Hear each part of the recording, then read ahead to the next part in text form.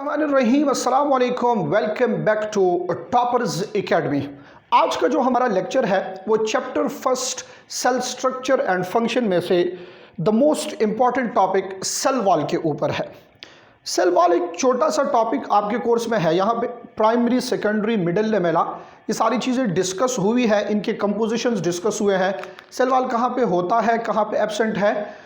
But the very most important thing, दरमियान में composition में कुछ ऐसी चीज़ें हैं जिसमें बच्चे आके कंफ्यूज हो जाते हैं, क्योंकि उसमें उसको बुक में एक्सप्लेन नहीं किया गया। कुछ चीज़ें फेडरल में लिखी गई है, कुछ जो है वो पंजाब के बुक में लिखी गई है। तो हम कोशिश करेंगे कि तीनों बुक्स को मिला के एक ऐसा कंटेंट क्रिएट करें जिसमें सेल वॉल के सारे टॉपिक्स जो है क्लियर हो। स्पेशली आपने यहाँ समझना होगा बेटा, पेक्टिन किसको कहते हैं, पेक्टिक एसिड क्या होता है, इसका यूनिट क्या है, फिर लेग्नीन क्या है, इसकी कंपोजिशन क्या है, और इनमें से कौन सा मॉलिक्यूल कहाँ पे पड़ा हुआ है। क्लियर हो गई ये बात। तो very first important thing, cell wall, ये अगर आप देखें डिस्कवरी के लिहाज से तो सेल वॉल को 1665 में रॉबर्ट हुक ने डिस्कवर किया। प्लांट सेल्स को डिस्कवर साथ साथ किया गया है, बट यहाँ कॉर्क को स्टडी किया था, और कॉर्क को स्टडी करते वक्त जो उसने बॉक्सेस का जिक्र किया है, जो स्ट्रक्चर्स का जिक्र किया है, वो असल में सेल वॉल है। बट लेटर ऑन स्टडी देखी गई तो प्लांट सेल की डिस्कवरी, ये भी कहा जाता है डिफरेंट बुक्स के मुताबिक कि ये भी रॉबर्ट हुक के ज़िम्मे में आता है। क्लियर हो गया ये कंसेप्ट। अब गौर करें मेरी तरफ, सेल वॉल कहाँ पे मौजूद है और कहाँ पे एब्सेंट है। The very most important thing, cell wall होगा हमारे पास outer most in plants, outer most in some bacteria, not all bacteria, क्योंकि जो कैप्सुलेटेड बैक्टीरिया है उसमें आउटर मोस्ट लेयर कैप्सूल है, इसलिए यहां मैंने लिखा है some bacteria. Cell wall is also outer most in fungi. इनकी कंपोजिशंस अलग करेंगे ताकि आप इसको अलग अलग सीख सकें। बिल्कुल गौर से देखें, प्लांट सेल का जो सेल वॉल है, ये सेल वॉल बना है, मेन कंपोजिशन इसकी सेलुलोज है। ये हमारा टॉपिक जो है आज का, ये प्लांट सेल वॉल के ऊपर है, इसी को डिस्कस करेंगे। Bacterial cell wall is made up of peptidoglycan. अब पेप्टाइडोग्लाइकिन क्या है इसको भी देखते हैं जरा। Fungal cell wall is made up of chitin. Chitin की कंपोजिशन क्या है ये भी देखना है। स्टेप वाइज एक एक चीज को सीखते जाएं। सेलुलोज जो है ये हमारे पास पॉलीसेकेराइड कार्बोहाइड्रेट है। पेप्टाइडोग्लाइकिन दो चीज़ों से बना है। This is made up of carbohydrate plus protein, amino acids, और chitin is another form of polysaccharide, but इस पॉलीसेकेराइड के साथ एडिशनल एमाइनो ग्रुप मौजूद होगा। The chitin is also present in axial skeleton of arthropods. अब गौर करें मेरी तरफ, तवज्जो से देखें। सेल वॉल आउटर मोस्ट है प्लांट सेल्स में और उसका मेन कंपोनेंट सेलुलोज है। Cellulose is the polysaccharide carbohydrate. Bacterial cell wall is made up of peptidoglycan. ये पेप्टाइडोग्लाइकिन कार्बोहाइड्रेट और प्रोटीन से बना है। और fungal cell wall is made up of chitin. Chitin is a polysaccharide which contain amino group. Clear है। अब ये जो बैक्टीरिया का जिक्र मैंने किया है, कुछ बैक्टीरिया में होता है कैप्सूल, वो कैप्सूल आउटर मोस्ट है, तो फिर सेल वॉल जो है ये होगा इनर टू कैप्सूल। ठीक है ना, इनर टू कैप्सूल होगा। अब गौर करें, तवज्जो रखें, एनिमल सेल में सेल वॉल जो है ये एब्सेंट होगा। यहां हम डिटेल से डिस्कस करने जा रहे हैं plant cell wall. Plant cell wall को यहाँ डिटेल से डिस्कस करेंगे। बिल्कुल गौर से मेरी तरफ देखते जाएं। फर्स्ट इंपॉर्टेंट थिंग, आपके पास सिंथेसिस इस प्लांट सेल वॉल की कहाँ होती है? प्लांट सेल वॉल की सिंथेसिस कौन करेगा? और फिर प्लांट सेल वॉल की सिक्रीशन कौन करेगा, ये 2 पॉइंट्स यहां सीखते हैं। Number 1, plant cell wall is synthesized by Golgi bodies, Golgi apparatus इसको सिंथेसाइज करेगा and this is secreted by protoplasm. अब याद कर ले बेटा, एज यू नो कि Golgi body, Golgi apparatus is responsible for synthesis of polysaccharide from monosaccharide. तो ये जो सेलुलोज है ये पॉलीसेकेराइड है, ये ग्लूकोज यूनिट्स मोनोसेकेराइड कंबाइन होंगे और उससे पॉलीसेकेराइड सेलुलोज बनेगा। तो गोल्जी अपरेटस का ये फंक्शन है कि ये उन मोनोसेकेराइड्स को कंबाइन करे और उससे क्या बनाए, पॉलीसेकेराइड बना ले। अब ये बनेगा कैसे, जरा आप गौर से तवज्जो से मेरी तरफ देखें। सपोज करते हैं ये हमारे पास ग्लूकोज यूनिट्स हैं, ये क्या है, ग्लूकोज यूनिट्स हैं। तो इन ग्लूकोज यूनिट्स से बन क्या है, ये सेलुलोज। ग्लूकोज यूनिट से क्या बना, cellulose. 3 to 7,000 glucose units combine होंगे अनब्रांच फॉर्म में, तो ये सेलुलोज बनेगा। फिर ये देखिए, ये हमारे पास एक और चेन है, एक और अनब्रांच सेलुलोज बन रहा है, फिर ये एक और अनब्रांच सेलुलोज ये हमारे पास बन रहा है। ये सारे सेलुलोज ऐसे कंबाइन होंगे, तो सेलुलोज के कंबाइन होने के बाद ये जो स्ट्रक्चर बना है 5 माइक्रोमीटर का, इसको कहा जाता है माइक्रोफाइब्रिल्स। ठीक है ना। पहले ये देखें, ये एक रेड बॉल आपको नजर आ रहा है, ये यूनिट है, ग्लूकोज है। So when glucose combine together and form an unbranch chain, this single unbranch chain is cellulose.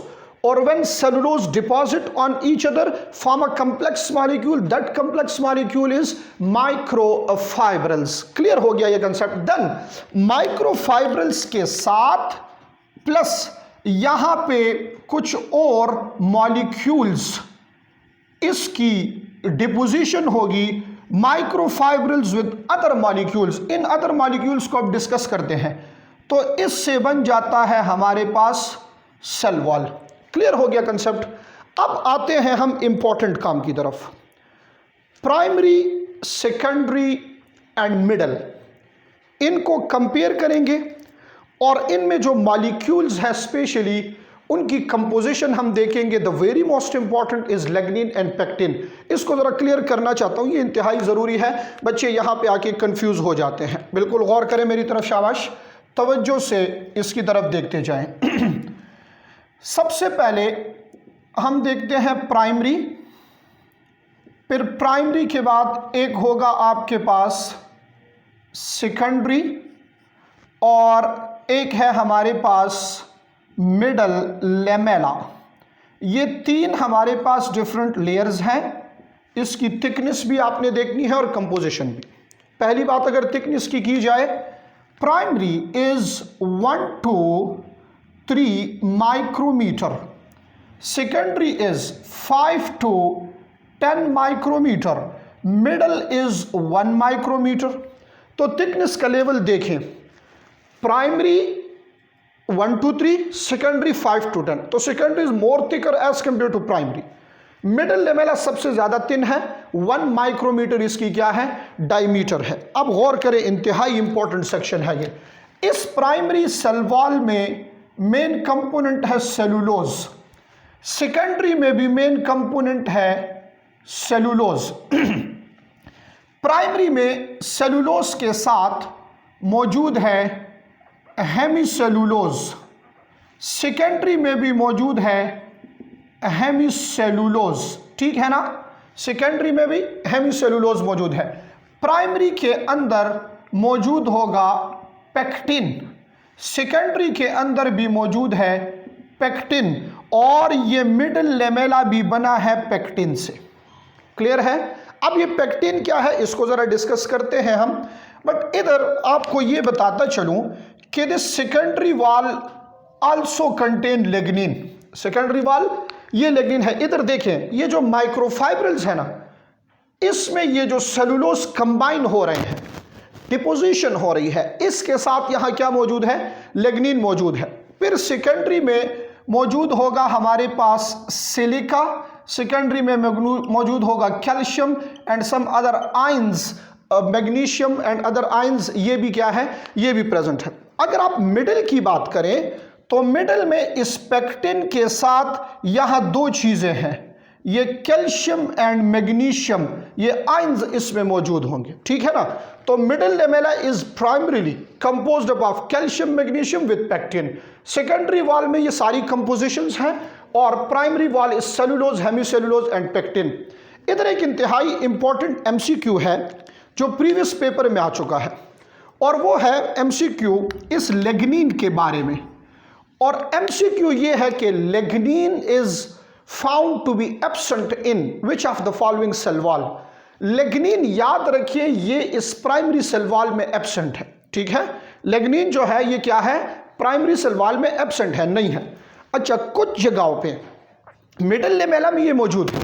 तो main basic thing is that कि लिग्निन प्राइमरी सेल वॉल में क्या होगा, एब्सेंट होगा। एक और चीज यहां सीख ले, रट्टा है, फिर जरा इसके कंसेप्ट को क्लियर करते हैं कि पेक्टिक एसिड क्या है, पेक्टिन क्या है और लिग्निन क्या है, ठीक है ना। ये चीज इंतहाई जरूरी है, इसको क्लियर करना है। प्राइमरी मौजूद होगा यंग प्लांट्स के अंदर और प्राइमरी मौजूद होगा ऑलमोस्ट ऑल प्लांट के अंदर, बट कुछ जगह ऐसी भी है जहां पे सेकेंडरी की अगर हम बात करते हैं, so this secondary is found, याद कर लें, प्लांट सेल की ग्रोथ हो गई, डेवलपमेंट हो गई, अब ये रिजिड होगा, मिच्योर होगा। ये जो मिच्योर फॉर्म है इधर स्पेशली जब हम स्क्लेरेन्काइमा की बात करते हैं, a heart supporting tissue, sclerenchyma is a heart supporting tissue, तो this sclerenchyma contains secondary wall, क्योंकि secondary wall में अगर आप देखें ये सिलिका है ना, SiO2 is the unit, ये सिलिकॉन डाइऑक्साइड जो इधर है इसकी वजह से रिजिडिटी है और लिग्निन की वजह से भी क्या है, रिजिडिटी होगी इधर। बच्चे इसमें कंफ्यूज हो जाते हैं। इंपॉर्टेंट चीज है कि लिग्निन क्या ये भी कार्बोहाइड्रेट है, क्या ये ऑर्गेनिक है, इनऑर्गेनिक है, क्या है, और ये पेक्टिन जो है ये किस चीज से बना है।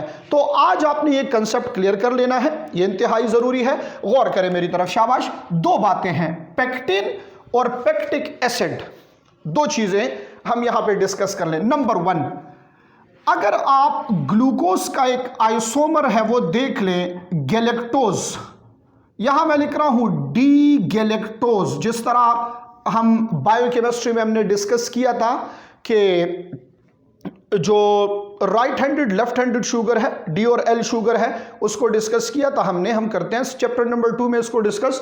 अब इधर देखिए, ग्लूकोज का एक फॉर्म डी गैलेक्टोज, ये एक आइसोमर है इसका। इस ये डी गैलेक्टोज जब हमारे पास यहां कंबाइन होते हैं, इससे बनता है एक शुगर कॉल्ड गैलेक्ट्रॉनिक एसिड। ये एक शुगर है, ठीक है, गैलेक्ट्रॉनिक एसिड। गौर करें, जरूरी है। इस गैलेक्ट्रॉनिक एसिड के जब 100 मॉलिक्यूल्स ये कंबाइन हो जाए, ये जो गैलेक्ट्रॉनिक एसिड है इसके जब 100 मॉलिक्यूल कंबाइन हो जाए, इससे बन जाता है पेक्टिक एसिड। क्या बनता है, pectic acid. Galacturonic acid is made up of D galactose, इसके 100 यूनिट्स कंबाइन होंगे तो इससे पेक्टिक एसिड बनेगा। और अगर इस गैलेक्ट्रॉनिक एसिड के 200 मॉलिक्यूल्स कंबाइन होंगे, इससे बन जाएगा पेक्टिन। क्या बनेगा इससे, पेक्टिन। दोनों के लेवल में फर्क है। अब इधर देखें, जितना कंडेंसेशन हम करते हैं और नंबर ऑफ यूनिट्स इंक्रीज होते हैं तो उतनी सॉल्युबिलिटी क्या होती है, डिक्रीज होती है। तो आपने इसको ऐसे याद करना है, as compare, if you compare pectic acid with pectin, तो पेक्टिन की सॉल्युबिलिटी कम होगी और पेक्टिक एसिड की सॉल्युबिलिटी उसके कंपैरिजन में क्या है, ये ज्यादा है। So pectic acid is more hydrophilic as compare to pectin. Pectin जो है ये और पेक्टिक एसिड, इसमें थोड़ी सी डिफरेंस करें आप। D galactose galactronic acid, 100 unit of galactronic acid make pectic acid and 200 unit of galactronic acid make pectin. अगर पूछा जाए galactronic acid क्या है तो जनाब galactronic acid is actually D-galactose जो कि ग्लूकोज का एक आइसोमर है. So this pectin is found in primary, secondary, middle, तीनों के अंदर पेक्टिन ये मौजूद है. तो इस पे MCQ आ सकता है. Which of the following is found in all three walls? All three layers of the cell wall. तो प्राइमरी, सेकेंडरी और मिडिल तीनों में होगा. लिग्निन क्या चीज है? लिग्निन की जब हम कंपोजिशन देखते हैं तो जनरली आपको याद होना चाहिए कि ये फिनोलिक कंपाउंड है. क्या है? फिनोलिक कंपाउंड है. And the very simple thing is that कि फिनोलिक कंपाउंड आपके पास ये देखें बेंजीन रिंग है और इसके साथ हाइड्रोक्सिल लगा हुआ है. बट ये याद रखिए कि ये पॉलीहाइड्रोक्सी होता है. ठीक है, इसलिए इसका जो यूनिट है आपके पास ये होगा फिनोलिक कंपाउंड. तो ये आप हरगिज ना कहें कि हमारे पास सेल वॉल की सारी चीजें कार्बोहाइड्रेट है. ये हर एक मॉलिक्यूल इसका कार्बोहाइड्रेट नहीं है. ये सिलिका देखें, ये आयंस देखें, ये एडिशनल चीजें पड़ी है. अगर आपसे अब पूछा जाए कि पेक्टिन और लिग्निन इनमें से कौन सा कार्बोहाइड्रेट है तो पेक्टिन कार्बोहाइड्रेट है. अक्सर ये पूछा जाता है, बल्कि प्रीवियस किसी पेपर में आ भी चुका है, विच of the following component is not a carbohydrate. तो लिग्निन जो है हमारे पास ये फिर कार्बोहाइड्रेट नहीं है, बल्कि ये बेंजीन के साथ हाइड्रोक्सिल को आप मिला ले, फिनोलिक कंपाउंड ये है. क्लियर हो गया ये कंसेप्ट. सो ये प्राइमरी, सेकेंडरी और मिडिल लेमेला की हमारे पास कंपोजिशन है. लास्ट जो चीज हम यहां डिस्कस करने जा रहे हैं, सेल पहले किसको सीक्रेट करेगा, बाद में कौन होगा, आउटर मोस्ट कौन सा है, और फिर इसके बाद बीनीथ प्राइमरी ये क्या होगा. तवज्जो रखें इधर मेरी तरफ, बिल्कुल गौर से देखें. सपोज करें कि ये एक सेल का साइटोप्लाज्म है. ये एक सेल का साइटोप्लाज्म है. तो इस साइटोप्लाज्म के इर्द गिर्द ये आपके पास प्लाज्मा मेम्ब्रेन है. ये दूसरे सेल का प्लाज्मा मेम्ब्रेन है, इसके अंदर ये साइटोप्लाज्म है. अब गौर से देखें इसमें प्राइमरी, सेकेंडरी और मिडिल कहाँ है. तो इस सेल मेम्ब्रेन के करीब वाला ये जो लेयर है ये सेकेंडरी वॉल है. सेल मेम्ब्रेन के बाहर लेयर क्या है, सेकेंडरी वॉल है. और इस सेकेंडरी के आगे ये है हमारे पास प्राइमरी वॉल. सेकेंडरी के आगे क्या है, primary wall. And you know very well कि when two cells combine together, इसके दरमियान में हमारे पास यहाँ पे होगा middle lamella. So middle lamella is responsible to combine two neighbour cells. दो सेल्स को कंबाइन करने के लिए, अटैच करने के लिए दरमियान में जो मॉलिक्यूल पड़ा है वो है pectin along with calcium and magnesium. This is the composition of middle lamella. So इसको याद कर लें. प्राइमरी ग्रोइंग सेल में भी होगा, कुछ मेच्योर सेल के अंदर सेकेंडरी होता है जो कि रिजिड है, specially sclerenchyma tissue, supporting tissue अगर आप देखें उसके अंदर. This is all about plant cell wall. ये इसकी कंपोजिशन, इसकी थिकनेस, इसका कौन सा आउटर मोस्ट है, कौन सा उसके बाद है. अगर इस टिश्यू में देखें तो middle lamella is the outermost. Cell के बारे में देखें तो primary is the outermost, उसके बाद सेकेंडरी, और फिर क्या है, फिर प्लाज्मा मेम्ब्रेन मौजूद है. तो two cells combine with each other with the help of middle lamella. This is all about plant cell wall. In the next lecture we are going to discuss plasma membrane और कोशिश करें कि इस पे आप प्रैक्टिस MCQ साथ साथ attempt करें ताकि आपकी प्रैक्टिस होती जाए और कोई भी पॉइंट MCQ का आपका गलत ना हो. Try to read KP Punjab as well as Federal for NMDK 2022. मिलते हैं एक और लेक्चर में. Thank you so much. अल्लाह हाफिज़.